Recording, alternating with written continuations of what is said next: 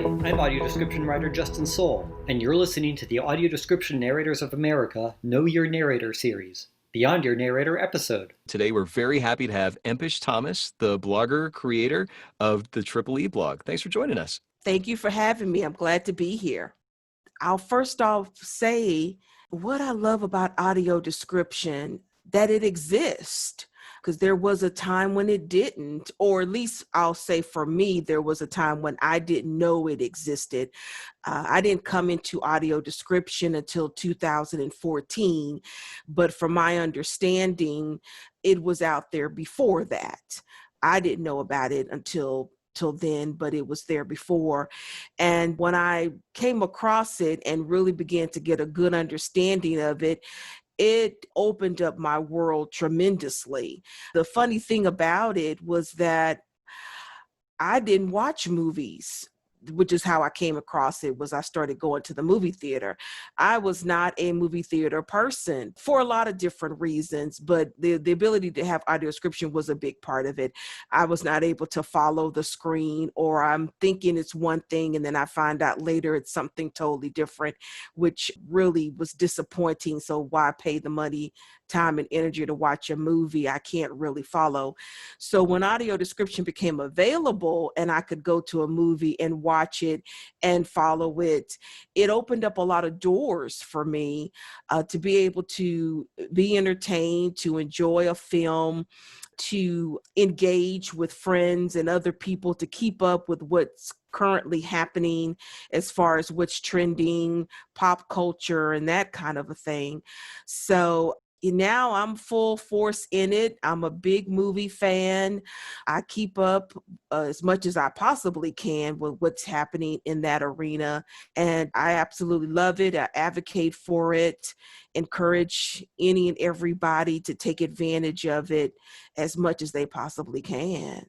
If you think back to 2014 when you first experienced audio description, or maybe even beforehand, what was that moment where you said, I'll give this a try?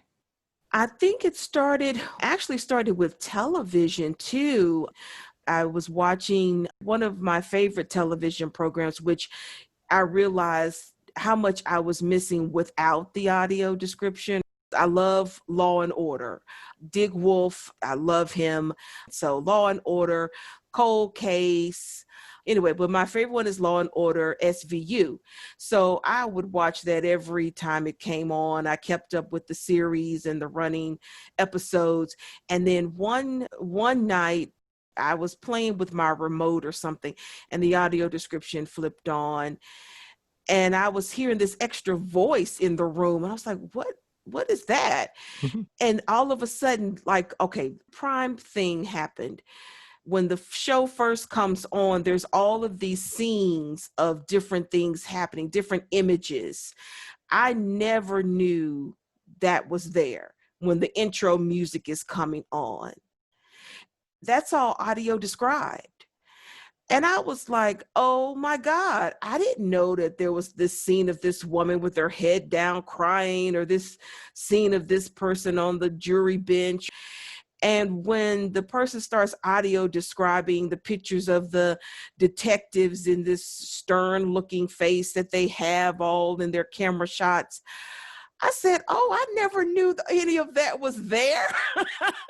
I'm just listening to the theme music, not thinking anything about it, And then I realized, okay, I've missed out on a lot of information not having audio description.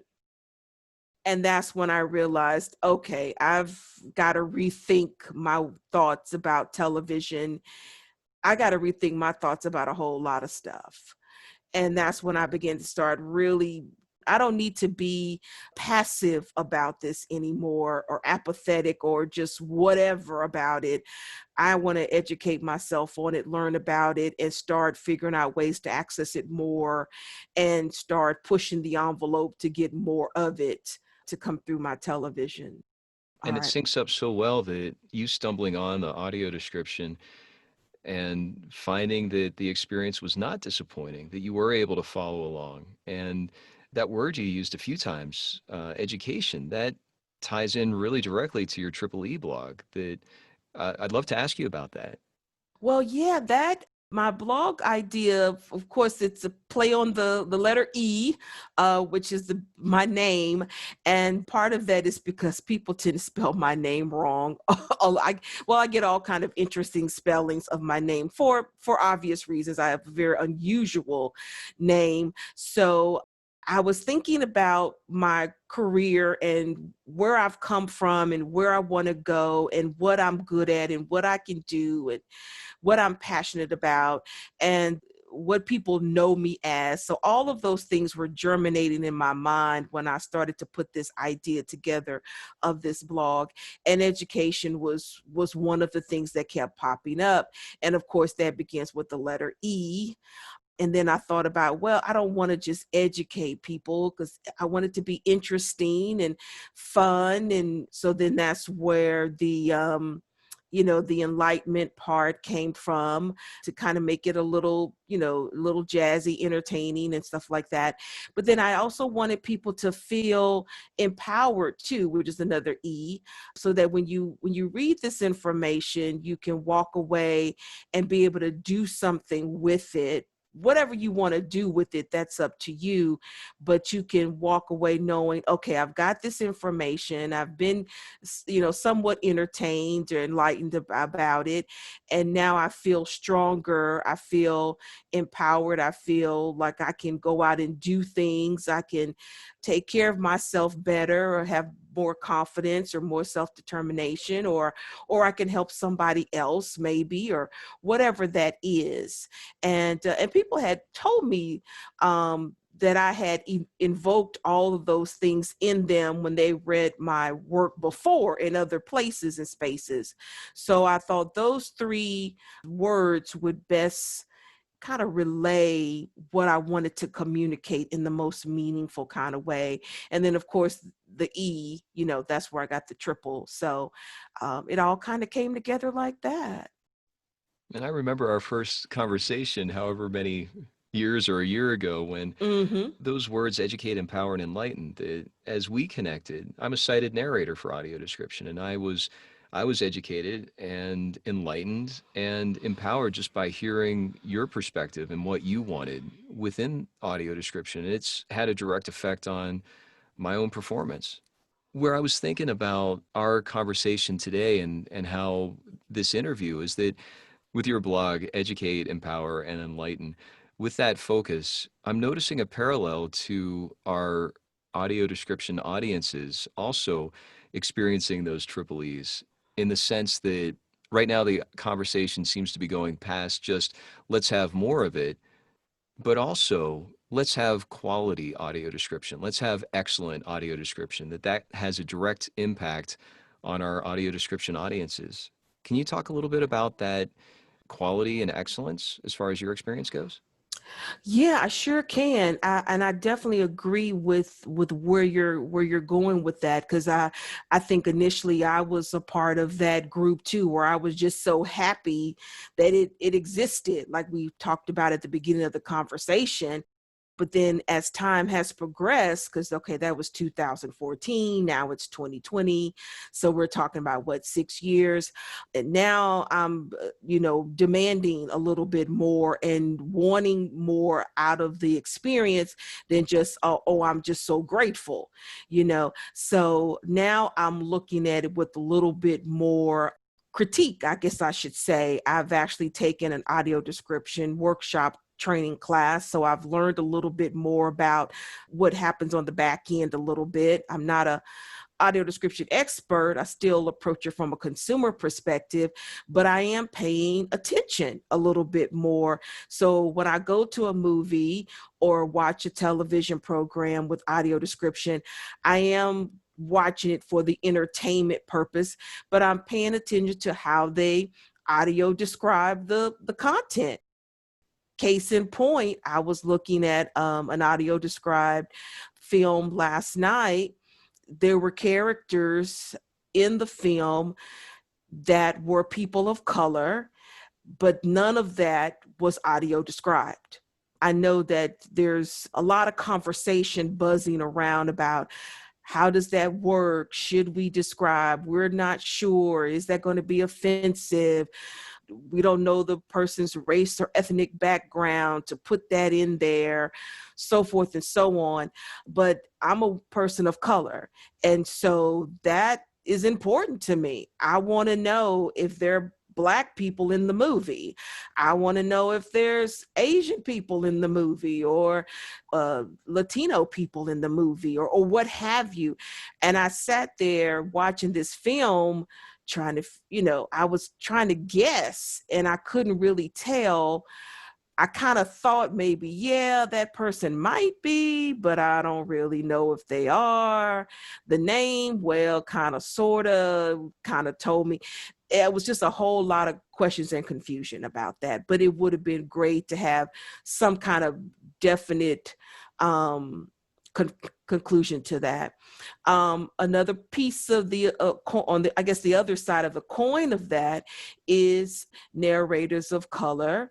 I do watch movies that are predominantly Black. And so having a Black woman or a Black man narrate those films is important to me too. I have noticed that, and I applaud that. And I'm really excited about that too. I think that also is very important as well. So yeah, so I'm paying attention to those kinds of things. I'm also paying attention to really maximizing the audio description space. Like, there have been movies I've watched where there is room where I'm thinking you could be doing some audio description here. Why are you not using that quiet space to do it? And I don't know what, like I said, I'm not a privy to all of what goes on behind the scenes. So maybe there's some technical things that keep that from happening, but I'm questioning that in a way that I didn't do that 6 years ago. Like, why is that space not being used? Why couldn't we do that part right there? So subtitles, foreign films, I saw Parasite. I wrote a blog post about my experience with that. And of course, documentaries, one of my favorite. I would love to see more audio description of documentaries too. So yeah. It sounds like this workshop that you took in audio description, as well as your own experience as a consumer, really makes a difference. For you to say that you were watching a film trying to guess what was happening on screen as far as people of color, that really does matter in your experience and not just yours, but all experiences, that informs what's happening. It's a visual element that makes a difference. And as a white-sided narrator, one of my exciting things that I'm seeing happen in this industry is that, as you said, narrators of color are starting to become represented, and that representation means so much, not only for our audio description audiences, but also for the entertainment industry in general. It's really exciting. Yeah, I agree with you. I've seen, I know the one film that immediately comes to mind is Harriet, the movie about Harriet Tubman. I don't know absolutely definitively, but I want to safely, air quotes, assume that the woman that audio described that film was African American. It sounded like she was, but I have been wrong by going by sound. But she did a really great job, in my opinion, audio describing that film. So, yeah.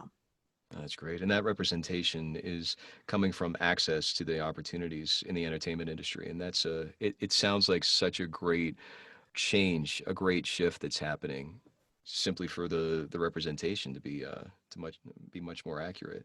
Mm-hmm. I agree. Yeah, I agree. And as you said, with the subtitles and the documentaries, that those experiences are now starting to happen. As you mentioned, Academy Award-winning Parasite, having not only subtitles, but also the audio description, that makes a difference. Yeah, and well, the subtitle thing is, I know, is a bit tricky, because when I wrote the blog post about that, I talked about that and I was trying to be very objective, because I know, you're with subtitles, you're just trying to read, because it is a foreign film. So you're trying to just get out what the characters are saying. And so it's not a lot of room to describe the action, the clothing, the facial expressions, which is what audio description does. And so it's a little tricky, but I did in my blog post, I did share other films that had seen that had some English and some of the foreign language in it, so that it's not an exact comparison like Parasite was. For example, the film The Farewell, which was a Chinese, I think it was Mandarin film, which I think a lot of it was spoken in Mandarin, but there were pieces where it was English. So that one was audio described, and I really enjoyed that film and got a lot out of it. And the audio description was very good. I was able to keep up with what was happening in the scenes, as well as, they were describing the subtitles too. But I do enjoy foreign films. I mean, I'm inquisitive enough to say I would love to see more of them if they were available. But I do understand the challenge of trying to do the subtitle, and how do you do both, and trying to figure out all of that. To prepare myself for Parasite, I did go online and do my research and read up on it, read up on the scenes, that kind of a thing. The other piece of it is when they're doing the subtitles, all the voices of the characters kind of bled all together. So then I couldn't decipher character A from character B from character C. So I got really confused in some of the scenes as to like who's on first. And so then I had to, after the film, I had to go back to my little summary plot narrative website that I go to say, oh, okay, so in that scene, character A was doing this and character B was doing this and character C was doing this. And then it made sense. Well, it sounds like this workshop that you took, as well as these experiences that you've had, have really upped the standards as far as what you said demand. I think so. Well, going back to the Triple E, I mean, that's my own education and enlightenment and empowerment, because, taking the class I took several years ago opened my eyes to the industry and to what folks like you do as a narrator and what kind of happens behind the scene. I'm also in a list group where we discuss these kinds of issues. And I just signed up to a podcast that focuses on audio describing news and current events, and that has really opened my eyes. I didn't realize how much I miss when they are going to a breaking news scene on just regular television, like the explosion in Beirut that just happened, or the protests that are going on, or a police shooting that's happening. There was one episode of the podcast where they were describing a police uniform and what that looks like. And I grew up sighted, and I took for granted that I know what a police officer uniform looks like, but it's changed over the years. And so as the gentleman on the podcast described typical police officer uniform, I realized, oh my goodness, it's really different looking now than what I remembered when I could see. So it's like I have to remember, Empish, update yourself. You have a visual memory, but things change over time visually from what you remember things looking like. Audio description, which is a point we didn't even talk about, helps me stay current. Because when things are being audio described, then you stay up to date on what things look like now versus what they look like 5, 10, 15 years ago. You see where I'm going with that? Yeah. And I was really knocked back on my heels when he was doing that. I took that for granted, and I realized, okay, I got more work to do on myself as far as remembering and knowing and understanding what things look like. You just can't take anything for granted. Yeah, and as you said earlier, when you were watching movies, that without audio description, you think one thing and something else is happening, that it's simply closing that gap. Absolutely. I cannot begin to tell you the number of times I have watched a movie and thought a particular thing was going on in that scene. And I thought, oh, I'm sure I'm right. And Mm. then I'll go online and look it up, or I'll talk to a friend like, oh, did you catch so-and-so movie? And wasn't that cute, or wasn't that interesting? And they're like, Empish, that's not what was happening there. It's like this was happening, and then I got egg on my face. Yeah, and that egg on your face is just a disconnect. It's like that's an accessibility disconnect Yeah, that is now being bridged. absolutely. Yeah, yeah. Where would you like to see audio description headed, just based on what you would love? Well, absolutely more of it, and Mhm. lots and lots and lots of more of it is number one, especially when it comes to television. I'm not a huge television person, but I would like to look at a little bit more TV. And there's just, the FCC is doing its job, but it could do more of providing more television content. We're definitely not on the level of the deaf and hard of hearing community when it comes to closed captioning. So definitely more of audio description. Also more awareness, getting the word out, making sure that people know, and that's both in the blind community and in the sighted community, that when you say the word audio description, people know what that is, and they're not saying, huh, what is that? Just like folks know what closed captioning is, that we get to that level of being recognized. I would love to be able to see that happening, and that we can move into charted areas like streaming is doing really well. It could do more, but I'm very excited about the streaming content that's happening on those platforms, because as my understanding is correct, streaming is not necessarily a part of the ADA. And so they're doing a service that, when it comes to the FCC and it comes to movie theaters, they're not up under that category. So, but they're provided it anyway. So I think that's fantastic, but also providing more of it. So educating people where they know more, know what audio description is, providing more of it. And of course, as we talked in our previous conversation, those documentaries, I would love to see audio description in the documentary arena. Yeah. Great. There's a lot of right choices being made, and back to what you said about the streaming services, that because they're not under the mandate, whether it's a financial decision to get close to our 30 million blind and low vision audiences participating and subscribing, or just making the right choice. I agree. And this is something that we talk about in the blind and visually impaired community. When you make those kinds of decisions to attract us as a customer and as an audience, we're not coming by ourselves.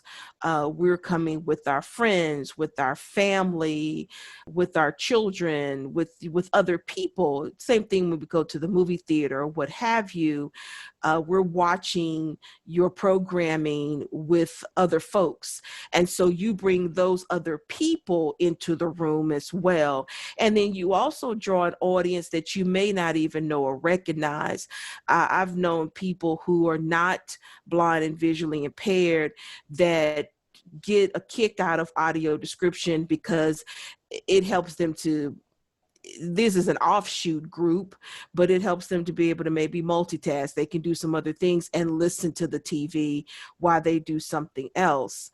They're not necessarily part of our community, but they benefit, just like the mother who uses the stroller with the curb cut. The curb cut was made for a person that uses a wheelchair, but the mom in the stroller or the person with the roller backpack on wheels or whatever uses that curb cut too.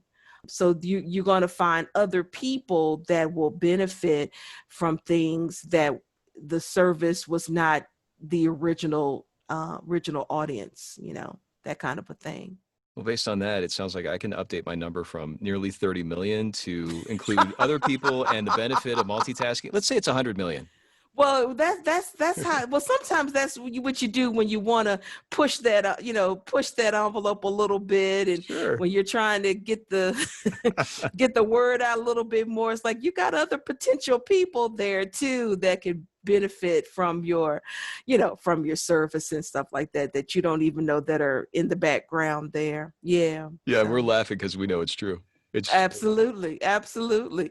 And case in point, I was in a relationship with a sighted guy for a couple of years, and I was with a cable company that had all the bells and whistles, audio description, and special remote controls for the blind that beeped and buzzed and all kind of doodads and stuff. I barely used any of it because I didn't really have the time, but he loved it. Oh my goodness. He loved the remote that talked and glowed in the, I don't know, did all kinds of it did all kinds of stuff. And he was he really liked that type of technology. And he was trying to show me how fantastic it was. I was so uninterested.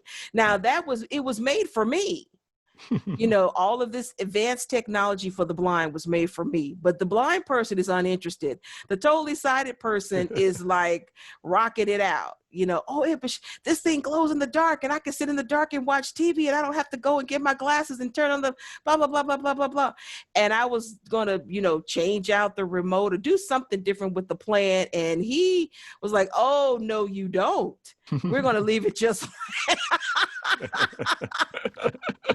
I said the wrong thing. So I just left it as it was. And we had the talking, beeping, buzzing remote that was made for the blind. And the sighted person was the one that took full advantage of that. So now you get my point. I do. It's the curb Yeah. effect of the TV remote effect. Yeah, exactly. And he watched audio description with me and enjoyed it. And it gave him a break sometimes to not have to watch the screen or, just relax and just listen to. And he would point out stuff as well, how they described different things on the screen and gave me awareness to stuff that I was not always aware of. So, yeah. So, yeah. Empish, is there anything else you'd like to share with our audience? I think that is about it. I think we have done a full plate, plus maybe a little bit of dessert too. Yes.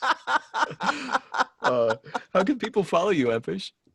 Well, you can go to my website. That's just empishthomas.com. I keep it short, sweet, and simple, to the point. And that's, of course, Empish with an E. And all my contact info is there on the contact page.